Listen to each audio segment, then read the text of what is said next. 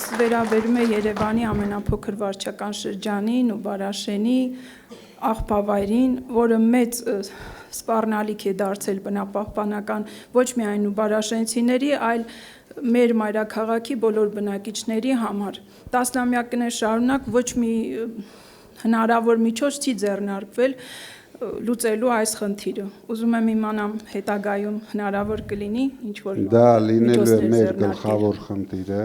Դուք տեսնեք 2 տարում լուծում է ստանալու։ Շնորհակալ ենք։ Ես նույնիսկ չեմ պատկերացնում ինչքան անշնորհք պետք է լինի իշխանությունը, դա ընդամենը դուք կարող եք ճշտել ինչքան ենք մենք այդպիսի գործարաններ կառուցել Մոսկվայում։ Հիմա մի քանի անգամ ավելի մեծ միլիոնավոր տոննաների, հիմա 2 հատ կոնկրետ կառուցում ենք, շուտով վերջացնում ենք, երևի մի 2-3 ամսից։ Գիգանտ գործարաններ, 12 միլիոնանոց քաղաքի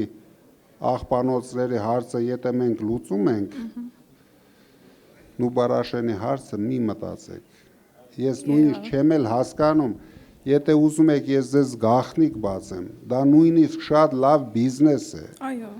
Ամենալավ բիզնեսն է ամբողջ աշխարհում, որ մարդիկ կառուցում են վերամշակող գործարաններ, դրանից նույնիսկ էլեկտրաէներգիա են ստանում։ Ես չեմ հասկանում, իրոք չեմ կարող պատկերացնեմ ինչի համար այսքան տարվա ընթացքում Երևանի աղբանոցների հարցը լուծված չի։ $100 միլիոն